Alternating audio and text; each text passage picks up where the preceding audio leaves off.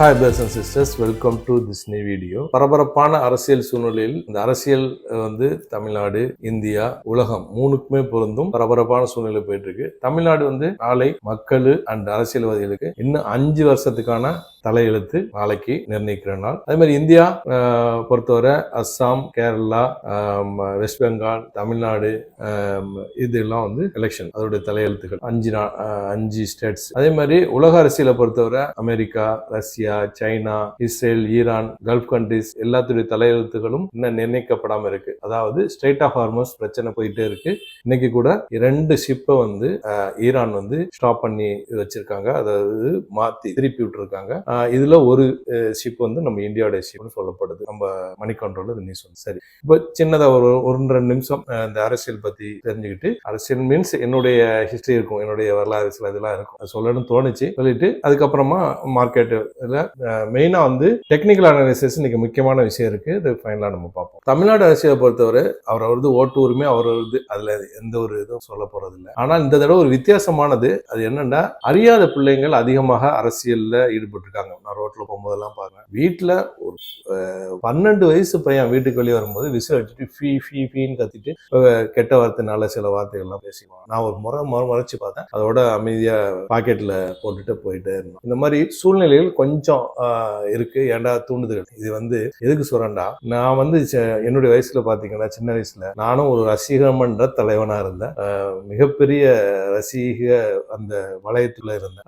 அதுக்கப்புறமா சில பேருடைய அறிவுரை காரணமாக அதுல இருந்து வெளியே ஒரு ஆவரேஜா படிச்சுட்டு இருந்தேன். அதுக்கப்புறமா பிஎஸ்சி, பிபிஏ, எம்பிஏ இதெல்லாம் படித்தேன். அது மட்டும் இல்லாம என்னுடைய லைஃப்ல சில அறிவுகள் சொன்னவங்கள குடும்பத்துல நிறைய பேர் இருக்காங்க. பேரை சொன்னோம்னா அவங்க பேர் சொல்ல இவங்க பேசுறேன்னு வரும். வெளியில உள்ளவங்க மட்டும் சொல்றேன்.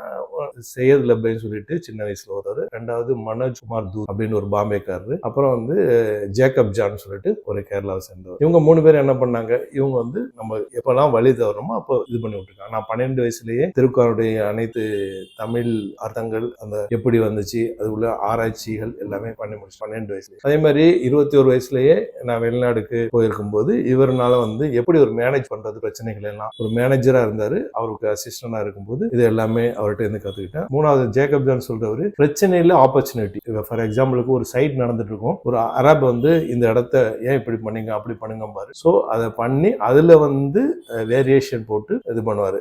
அதை வச்சு அவர்கிட்ட இந்த மாதிரி 3 பேரும் எனக்கு இதா இருந்தாங்க. இதை எதுக்கு சொல்ல வரேன்னா, இப்போ உள்ள அந்த பசங்களுக்கு, அறியாத பசங்களுக்கு நம்ம தான் ஒரு விஷயங்களை சொல்லி நேரு வழியில போகணும். ரைட்டா? அது ஒண்ணு. 2வது பெண்கள் விஷயத்துல இப்போ இந்த டிகோடர் அப்படின்னு சொல்லிட்டு ஒரு இது வந்திருக்கு. எஸ், அது அவர் என்டிடிவி நடத்திட்டு இருந்தவர் பிரணாப் அவர் தனியார் சேனல் நடத்துறாரு. அது பார்த்தீங்கன்னா தமிழ்நாடு பெஸ்ட், அதாவது பெண்கள் பாதுகாப்புலன்னு அதுலேயே சென்ட்ரல் கவர்மெண்ட் சொன்ன விஷயங்களை சொல்லியிருக்காரு பாருங்க. அதே மாதிரி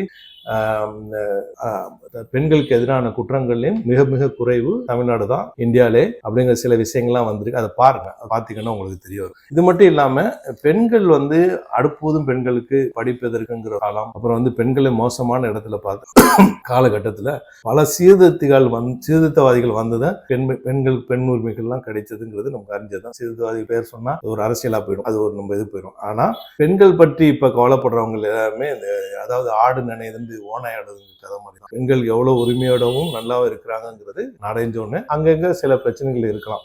ஓகே, இப்போ அந்த பிரணப் அவர் பேசும்போது சொல்றாரு டிகோடர்ல, அப்போ ஏன் தமிழ்நாட்டுல பெண்கள் பிரச்சனை போகுதுன்னு சொன்னா எதிர்கட்சிகள் இதை திரும்ப திரும்ப சொல்லி நம்ப வச்சுட்டாங்க அப்படிங்கிற மாதிரி பல கருத்துக்கள் பேசிட்டாங்க. இப்போ அடுத்த நம்ம உலக அரசியலுக்கு வந்துருவோம். உளவிப்பு அரசியல் அதே தான், அடிமைப்படு இல்லாட்டி அழித்தொழிப்பேன், இதுதான் போயிட்டு இருக்கு.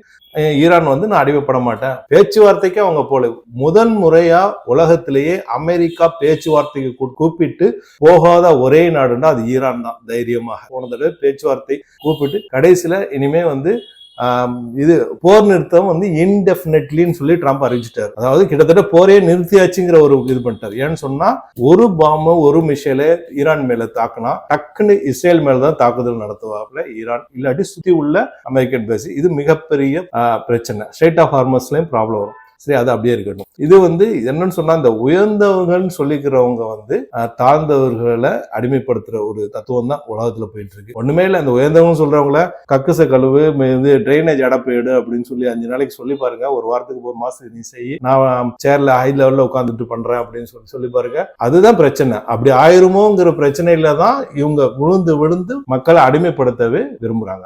சரி, அடுத்ததுக்கு நம்ம வந்துருவோம். மார்க்கெட் வந்துருவோம். கிஃப்ட் நிஃப்டி காலையிலேயே டவுன்ல ட்ரேட் ஆனதுனால கேப் டவுன் சொல்லி டெலிகிராம்ல அப்டேட் பண்ணியிருந்தேன். எஸ்டர்டே க்ளோஸ் வந்து 24,576 5 மினிட்ஸ் கேண்டில் மாத்திடுறேன். டெக்னிக்கலா ஒரு முக்கியமான விஷயம் இருக்கு, நம்ம பார்ப்போம். இன்னைக்கு ஒரு 9 ஒரு ஹை கிரியேட் பண்ணிச்சு 24,515. இன்னைக்கு 100 பாயிண்ட்ஸ் கேப் டவுன் ஆச்சு. டெலிகிராம்ல ஜாயின் பண்ணதவங்க லிங்க் பயன்படுத்தி ஜாயின் பண்ணிக்கோங்க. ஃபேக்கெட்ல ஜாயின் பண்ணி ஏமாந்து வேண்டாம். அதே மாதிரி எனக்கு ஆதரவளிக்கான மறக்காம லைக் பண்ணுங்க, அது ஒரு மோட்டிவேஷனா இருக்கும். திரும்ப சொல்றேன். அதே மாதிரி பாசிட்டிவா கமெண்ட் பண்ணுங்க, அதுவும் ஒரு மோட்டிவேஷனா இருக்கும். சரி, இன்னைக்கு ஒரு 9 24,515 இன்றைய லோ. அதே மாதிரி 10 மணிக்கு 24,352 ஒரு லோ கிரியேட் பண்ணிச்சு. அதுதான் டுடே லோ. அதாவது 3/4 மணி நேரத்திலேயே ஒரு ஹையும் ஒரு லோவும் நடந்து முடிஞ்சு. அப்புறம் ரெஸ்ட் ஆஃப் த டே ஃபுல்லா ஹை லோ இதுக்குள்ளேயே தான் நடந்து முடிஞ்சு. 24,350 to 24,500 தான் அப் அண்ட் டவுன். பல தடவை மேலே கீழே அடிச்சு முடிஞ்சது. டே கேண்டில் மாத்திரா, இதுதான் இந்த கேண்டில் தான், ரெட் கேண்டில் தான். இது கிட்டத்தட்ட ஒரு இன்சைட் கேண்டில் தான் போட்டிருக்கு. இதே மாதிரி தான் பேங்க் நிஃப்டிலையும் நடந்திருக்கு. நம்ம பார்ப்போம். ஒரு doji candle, inside candle. Open 24,470, high 24,515, close 24,352, close 24,078, low 24,350, 160 points red candle போட்டிருக்கு. 198 பாயிண்ட்ஸ் நேற்றை விட கம்மியா 0.81% முடிஞ்சிருக்கு. பிரேக் அவுட் நடந்திருக்கு. இதுல பாருங்க, இது பிரேக் அவுட் நடந்துட்டு புல் பேக் நடந்திருக்கு. இதை நம்ம அனலைஸ் பண்ணணும் டெக்னிக்கலா. இன்னைக்கு கிரீன் கேண்டில் 20, ரெட் கேண்டில் 31. இன்னைக்கு டாப் கெய்னர் பொறுத்தவரை டாடா கன்சியூமர் 3.5% அப், இந்துஸ்தான் யூனிலிவர் லிமிடெட் 2.5% அப், என்டிபிசி 2.5% அப், ஹிண்டால்கோ 1.25% டாப் லூசர் வந்து HCL டெக் வந்து 11% டவுனுங்க. இது ஒரு ஃபார்மேட்டாவே போச்சு. ஒரு ரிசல்ட் வர வேண்டியது இப்போ Q4 ரிசல்ட்ஸ் சீசனா இருக்கு. ரிசல்ட் வந்து அடுத்த நாள் பாத்தீங்கன்னா டமால்ட் மார்க்கெட் விழ வேண்டியது. இப்படிதான் முன்னாடி போன Q3க்கு வந்துச்சு. இப்ப அந்த இதே மறுபடியும் பண்ணதுக்கு எதுக்கு ரிசல்ட் வருதோ அதெல்லாம் கீழே விடுது. அந்த கட்டத்துல HCL டெக்கும் போயிருக்கு. Infosys 3.5% down, Mahindra 3% down, TCS 2.25% down. Heavy வெயிட்ல வந்து TCS வந்து இன்னைக்கு 2.25% down, HDFC 1.5% down, Airtel 1.5% down, IT sector இன்னைக்கு 3.25% டவுனு, எனர்ஜி செக்டர் இன்னைக்கு 1.5% அப், மைக்ரோ 1.25, மிட் கேப் 1/4% அப்ல முடிஞ்சது. பேங்க் நிஃப்டியை பொறுத்தவரை நம்ம ஏற்கனவே சொன்ன மாதிரி பேங்க் நிஃப்டி மாத்திரம் இதான் டோஜி கேண்டில், இன்சைட் கேண்டில் தான். நேற்றையோட ஹையும் பிரேக் பண்ணல, லோயும் பிரேக் பண்ணல. இன்னைக்கு வெறும் 400 பாயிண்ட்ஸ் மூவ்மெண்ட் தான். 57,438 to 57,000. கிரீன் கேண்டில் இன்னைக்கு 9, ரெட் கேண்டில் 5. கோல்டை பொறுத்தவரை இன்னைக்கு போர்ட் ரேட் 14,250, நேற்றை விட ஒரு 50 400 ரூபாய் இதுல கம்மி சாரத்துக்கு. அதே மாதிரி 275 ரூபாய். இதுதான் அதை நம்ம பேரலல் சேனல் நம்ம வரைஞ்சோம்ல, அதே தான். இதோடைய ஹை வந்து லைஃப் டைம் ஹை வந்து நம்ம ஞாபகப்படுத்திட்டே இருக்க வேண்டியிருக்கு. 5,601 கீழே 4,099 வரை வந்தது. வேகமாகவே மேலே ஒரே மாசத்துலயே மேலே கீழே அடிச்சுது. இப்போ அந்த பேரலல்ல நியூட்ரலா போயிட்டு இருக்கு. அதே மாதிரி கோல்டை வந்து ஃபாலோ பண்ணிட்டு இருந்த சில்வர் அதோடைய இது மாறிடுச்சு. இப்போ குணம் ஃபாலோ பண்ணல. இப்போ லோயர் லோ ஃபார்மேஷன் போட்டு இப்போதைக்கு 78வது. இதோடைய லைஃப் டைம் ஹை 121, 60 வரைக்கும் 50% வரைக்கும்ங்கிறத நம்ம மைண்ட்ல எப்பவுமே வச்சுக்கணும். சில்வருடைய நம்ம இன்வெஸ்ட்மெண்ட் பண்ணும்போது இதெல்லாம் ஒரு மைண்ட்ல இருக்கணும். அதே மாதிரி இன்னைக்கு யுஎஸ் ஆயில் வந்து 90க்கு கீழே தான் ட்ரேட் ஆயிட்டு இருக்கு, 0.5% கம்மியாகி. அதே மாதிரி பிட்காயின் கொஞ்சம் தலை தூக்குது, 78,000 பக்கத்துல வந்திருக்கு. 78,424 இது.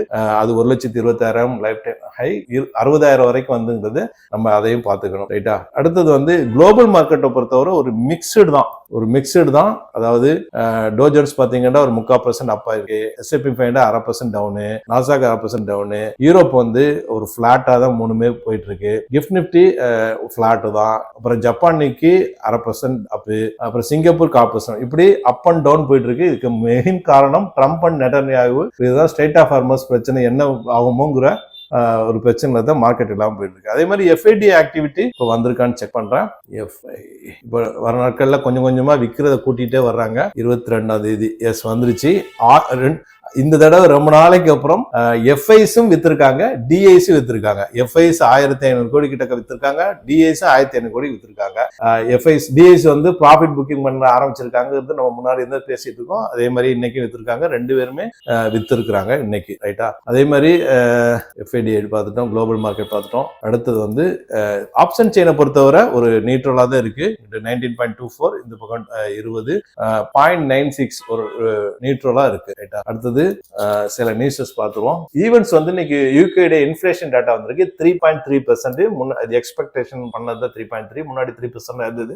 ஸோ அது ஒன்றும் பெரிய பாதிப்பு இல்லை. அதே மாதிரி க்ரூட் ஆயில் இன்வென்ட்ரி டேட்டா இன்னைக்கு வர வேண்டியிருக்கு. ஸ்ட்ரெய்ட் ஆஃப் ஹார்மஸ் பிரச்சனை அதில் எதிரொலிக்கும், மற்ற யூஎஸ் உடைய சப்ளை இதெல்லாம் அதில் எதிரொலிக்கும். இன்னைக்கு முக்கியமா யூஎஸ் க்ரூட் இன்வென்ட்ரி டாட்டா பார்க்கப்படும். அதே மாதிரி ஜான் ஸ்ட்ரீட் இன்னைக்கு சேட் கோர்ட்டு கிட்ட பதில் சொல்லிருக்காப்ல ஒரு வார்த்தை யூஸ் பண்ணிருக்காங்க, not sure what to trade and what not, so stopped today.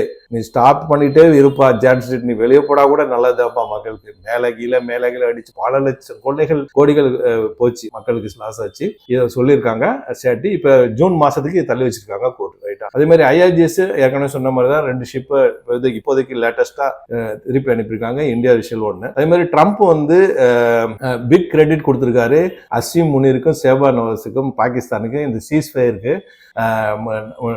அதாவது போர் நிறுத்தம் பண்ணதுக்கு என்டிடியூல சொல்றாப்ல. இது பண்ணும்போது எனக்கு ஒரு நடந்த சம்பவம் தான் ஞாபகத்துக்கு வருது. இப்போ ஒரு பீஸ் இது நடந்ததுல இதுல ஈஜிப்ட்ல காசா விஷயமா, காசாவை துவச்சி மக்களே செத்து குப்பையா பசி பட்டினி பஞ்சமா வாழ்ந்துட்டு இருக்காங்க. அதுல வேற பீஸ் சேனல் போட்டு எல்லாம் சேர்ந்து வந்து பேசிட்டு இருந்தாங்க. அந்த இதுல எப்பா ட்ரம்ப் இங்க இருக்காரு, பாகிஸ்தான் பிஎம் சொல்றாரு, ஏதோ சொல்லணும்னு சொன்னையா சொல்லுப்பா அப்படிம்பாரு.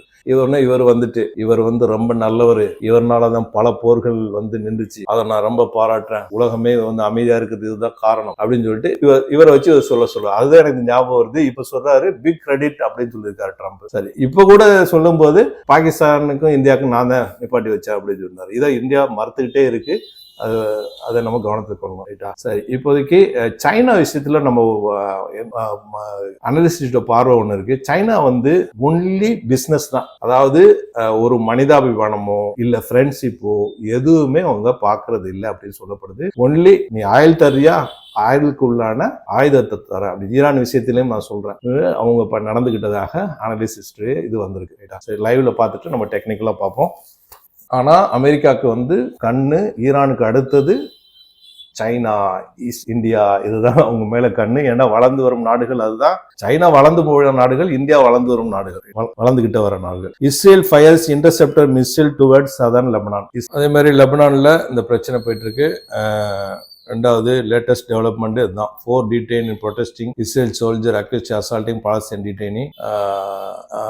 ஈரான்ல உள்ள இயல்பு வாழ்க்கை பத்தி சில அனாலிசிஸ் சொல்லியிருக்காங்க. ஓரளவு போர் நிறுத்தம் காரணமாக அங்க இயல்பு வாழ்க்கை திரும்பிட்டு வருதுண்டு. அப்புறம் வந்து இஸ்ரேல் வந்து ஒரு மாஸ்கை லெபனான்ல அட்டாக் பண்ணது போட்டிருக்காங்க. அதே மாதிரி இஸ்ரேலியர்கள் வந்து ஜீசஸ் சிலையை உடைச்சது பத்தியும் போட்டிருந்தாங்க. அதுவும் பெரிய பேசொல்லா இருந்தது.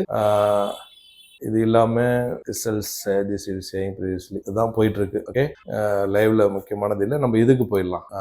இப்போ ஃபைனலா நம்ம டெக்னிக்கல் அனாலிசிஸ்க்கு வந்துருவோம். இது வந்து டே கேண்டில். நான் ஏற்கனவே இதை இது பண்ணும்போது வீடியோ வந்து கட் ஆயிடுச்சு. மறுபடியும் இது பண்ணாதான் சொல்றேன். சரி, இப்போ வந்து இதை மறைச்சிட்டு நம்ம பார்ப்போம். அதாவது இந்த இடத்துல பிரேக் அவுட் கொடுத்தது, இதுக்கு மேல போன்னு சொல்லி முன்னாடி வீடியோல போட்டிருந்தோம். இது இப்போ என்ன போயிடுச்சுன்னா ரெட் கேண்டில் போட்டிருக்கு. இதை வந்து புல் பேக்னு சொல்லுவாங்க. அதாவது ஒரு பிரேக் அவுட் கொடுத்துட்டு இந்த ஏரியாக்குள்ள மேல போயிடுச்சு.